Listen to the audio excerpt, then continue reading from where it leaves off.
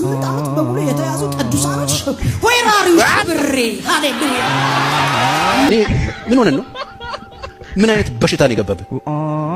እንዴት መላእክት እንዴት ይጠመዳል? መላእክት እንዴት ጠምደዋል? በደምብ ስማኝ እሺ። ማርያም ሲባል የማይረበሹ ከሆነ ችግር አለ ማለት ነው። Who the fuck are you? Excuse me.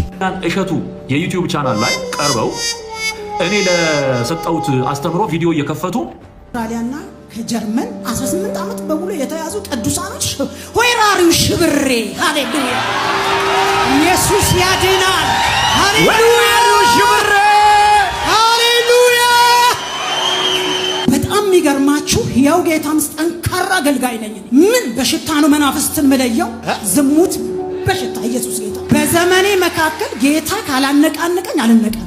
ነብይ ሄኖክ በጣም ወደው የ94 እና የ95 በብላቴናነት ፓስተር ወንድዬ ጋር 24 ፓስተር ጎሳ አንተ እኔ ዝክረ አብረን ነበር የምንጸልየው። እውነት ነው አስታውሳለሁ። እግዚአብሔር ዘመንህን ይባርከው አሜን። ቀንበር ለማንም አልነግረውም ብዬ ነክሼ መድረክ ላይ ያገለግላል። ግን ጌታ ኢየሱስ ክርስቶስ የዛሬ ሳምንት ኢየሱስ ጌታ ነው። ጉዴን የሰማይ አምላክ እግዚአብሔር ማዕበሉን ወጀቡን እቤት ያለውን ጸጥ አረገው። የነገስታትን ወገብ እፈታለሁ ያለው ጌታ ለኔ ደግሞ ወደዚህ ቦታ ስመጣ ጌታው ያለ ከጸጋዬ የተነሳ ቅባት ፈልጋለሁ እንደገና ስለው እግዚአብሔር ምንጭ ይከፈታል ብሎ ጸልዩ። እንዲህ እጄን መጥቶ ነው እዛ ጋር መጥቶ ነካኝና እጄን ምንጭ ይከፈታል አለ። ከአውስትራሊያና ከጀርመን ኢየሱስ ጌታ ነው። ልክ ከጸለይክልኝ በኋላ 18 ዓመት በሙሉ የተያዙ ቅዱሳኖች ወይራሪው ሽብሬ ሃሌሉያ። ኢየሱስ ያድናል። ሃሌሉያ ሽብሬ ሃሌሉያ። ወይራሪው ሽብሬ አሉ። አዎ ኢየሱስ ጌታ አናካማ ኢየሱስ ያድናል። ፊል ዘ ስፒሪት አሜን። የረሷችሁ እየቃምኩ ከማቴዎስ ወንጌል ጀመርኩኝ። እየቃምኩ ነው የምታነበው? እየቃምኩ ከዛ አንተ ሰውዬ ግን ከእግዚአብሔር ጋር ተጻፍተሃል ምናምን ይሉኛል። ምንም ማንንም አልሰማም በዛ ሰዓት። በቃ እግዚአብሔር ፈቀደ ዝም ብዬ ሰማሁ።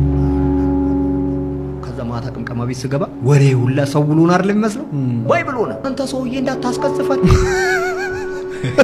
ልክ እየገባሁ ምናምን ከዛ እኔ እንዴ ስሞት ብቻዬን ነው የሚፈረድብኝ። ከዛ ሳነብ የራሴን የእግዚአብሔር ኃይል ገባኝ። በቃ አሁን ጸሎቴ ከዛ በኋላ ምን ሆነ? የሚያስጨንቀኝን ላንተ አሳልፌ ሰጠው። ለሰው የደስታ ምንጭ አድርገኝ። እምነቴ ሰው ላይ ዲፔንድ ከመሆን ራሴ ላይ። አሁን በዚህ ሂደት የመጀመሪያዋ ስቴፕ መጽሐፍ ቅዱስን ማንበቡ ዋው እሱ ቀየረ። በሱ ነበረ በጣም በእግዚአብሔር ላይ እምነት እንዲኖረኝ አደረገኝ። ግን እሱ ብቻ በቂ ነበረ? አይምሮዬን አስተካከለልኝ። አብድ ነበር ነው የምልህ። አንደኛ ከቤተሰቤ ስምምነት የለኝም። ቤተሰቦች ክርስቲያን ይሄን ያህል መስቀል አንጠልጥለው ኢየሱስ ሲባል ሰዎችን እንታሳድድከው። እሺ ማርያም ሲባል የማይረበሹ ከሆነ ችግር አለ ማለት ነው። Who the fuck are you? Excuse me. ማርያም ስትይ ቅዱሳን ስትይ በጣም ደስ ይላቸዋል። መላእክትን ጥምድ ያደረጋችሁ ቤቶች እኔ ምን ሆነ ነው? ምን አይነት በሽታ ነው የገባብህ? እንዴት መላእክት እንዴት ይጠመዳል? መላእክት እንዴት ጠምደዋል? በደምብ ስማኝ ልመድ። እዚህ ለመኖራቸው እውቅና ስጥ፣ ክብር ስጥ። ለምን ካልከኝ አሉ እዛ ሰማይ ምንድነው የምናየው ካልከኝ ብዙ መላእክት እናያለን። ከዙፋኑም የእሳት ፈሳሽ ይወጣ ነበር ይላል። በአምላካቸው ፊት ለማገልገል የተሰየሙ ብዙ መላእክት ፍላይት ሲምፕል ከባድ ሚዛን የቦክስ ውድድር እንኳን እንትን አለው ኪሎግራም አለው። ባይ ዘ ወይ ከኔው የወሰደውን ነው ይሄንኑ ነው ኢሚቴት አድርጎ ያቀረበው። ጸበል ቀጂ ጋራ አልነጋገርም እና ዘበነን ለምን ጠራኸው? ዘበነም እኮ ለመነጋገር እኮ የሚመጥን ሰው አይደለም ሲሉኝ፣ አይ አትሊስት ዶክተር ተብሎ ቄስ ተብሎ በሚመጣበት ኢትዮጵያም ይሁን አሜሪካም ቢሆን ኦርቶዶክስን ወክሎ የሚታወቀው እሱ ነው እና ውሸቱን ደግሞ እድሜ ዘመኔን ሳጋልጠው ነው የኖርኩት። እሺ ይለኛል ብዬ አይደለም እሺ ይለኛል ብዬ አይደለም፣ ለክርክርም ለድርድርም ይመጣል ብዬ አይደለም። መጀመሪያ ማንን ነው ጥሪ ያቀረብኩት? ሊቃውንት ለሚባሉት አራት አይና ለሚባሉት ለነርሱ እነሱ እኔ ጋር ሳይመጡ በእሸቱ ኮሜዲያን እሸቱ የዩቲዩብ ቻናል ላይ ቀርበው እኔ ለሰጠሁት አስተምሮ ቪዲዮ እየከፈቱ ምን ላይ ሰጠን አሉ። ከአባለባሾቹ ማለት ነው። አይ ፊት ለፊት እንነጋገር አልኳቸው። ከዛሬ 1 ወር በፊት ሊቃውንት የተባሉትን አይ ተነጋግረን ነው ይህንን ነገር መፍታት ያለብን ፊት ለፊት እንነጋገር ብዬ ነበር። ፊት ለፊት አልተነጋገሩም፣ አልፈለጉም። ግን ምን ላይ ሰጡ? ኦኬ ትምህርቱን እያቀረቡ ነው ምላሽ የሰጡት። ፊት ለፊት የመነጋገሩን የመጀመሪያውን ኢንቪቴሽን ወይም ደግሞ ጥሪ ያደረኩት ለሊቃውንቱ ነው። ከዛ ቀጥሎ ከሊቃውንቱ ሊመደብ የማይችለውን ዘበነን ነው የጠራሁት። ከጸበል ቀጆቹ ትንሽ ከፍ ያለ ከሊቃውንቱ ትንሽ አነስ ያለ በሚል ነው። ከሊቃውንቱ ጋር እሱ አይጋበዝም እኮ ባይዘው አይጋበዝም። የተሰጠውን ደረጃ ማወቅ መቻል አለበት። ሊቃውንቱ ለኔ መልስ ሰጥተውኛል። ሊቃውንት የተባሉት ለነሱ ደግሞ በደንብ አድርጌ ማብራሪያ ሰጥቼ ወደ 4 ቪዲዮ በተከታታይ በዚሁ በዩቲዩብ እና በቲክቶክ አካውንቶቼ ላይ መልስ ሰጥቻለሁ። ፋይል የያዘው ነገር ኦኬ። ከዛ በኋላ በቃ ዓለም ላይ ጓደኞች ሆነው የምናውቃቸው ሰዎች ልክ ሲጣሉ ፋይል አላቸው።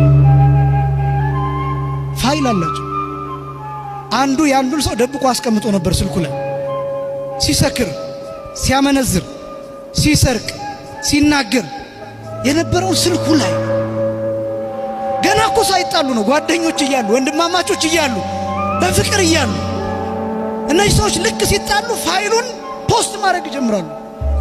ገመናውን ማውጣት ይጀምራሉ። ሌላውን ተውት። ባለትዳሮች ልጅ ያላቸው የወለዱ የከበዱ ከዛ ሲፋቱ እሷ ተወጣና ዩቲዩብ ላይ ገመናውን ታወጣለች፣ ትዘረግፋለች። እሱ ይወጣና ዩቲዩብ ላይ ገመናውን፣ ቲክቶክ ላይ ገመናውን። ተመልከቱትማ ወንድማማችነት እንዴት እንደቆሸሸ፣ ፍቅር እንዴት እንደቆሸሸ። ፍቅር በራሱ አይደለም የሚቆሽሸው፣ ስለ ፍቅር ያለን አመለካከት እንዴት እንደቆሸሸ፣ ቃላችን እንዴት እንደቆሸሸ፣ ህብረታችን እንዴት እንደቆሸሸ፣ አንድነታችን እንዴት እንደቆሸሸ። በዚህ ምክንያት ውሃው ተበከለ፣ አየሩ ተበከለ። ምን ጠጣ ውሃ እርግማን ሆነ፣ ምንመገበው ምግብ እርግማን ሆነ፣ የምንበላው ምግብ ተረገመ። የምንበላው ምግብ ኃይል አይደለም የሚሰጠን፣ ስኳር ነው የሚሆነው፣ ግፊት ነው የሚሆነው፣ ኮሌስትሮል ነው የሚሆነው፣ ኩላሊት ነው የሚያመጣው፣ የኩላሊት በሽታ ነው የሚያመጣው። እክል ያጸና ኃይለ ሰብ ነው የምንለው በአባቶቻችን የምናውቀው በአምላክ ዳዊት የተነገረው እህል ሰውን ያጸናን የሚል ነው የምናውቀው። አሁንስ እህል ራሱ ሰው ይገላል፣ ምግብ ሰው ይገላል፣ ምግብ ሰው ያጠፋል፣ ምግብ ህይወት ይቀማል፣ ምግብ በሽታ ይሆናል። ውሃ ፈውስ ነው የሚሆነው የምናውቀው፣ ውሃ ኃይል ነው የሚሆነው። አሁንስ ወላድ ትጨነግፍበታለች፣ ወላድ ትጨነግፍበታለች። መሃኖች አይወልዱበትም። ትውልድ አቅም ያጣበታል። ትውልድ አያድግበትም። ያለ ዕድሜያችን እንቀጫለን፣ ያለ ዕድሜያችን እንቀጫለን። ምን ሆነን ተረግመን መውጣቱን የሚጠቁሙ መረጃዎች በአሁኑ ሰዓት በስፋት እየተሰራጩ ይገኛሉ።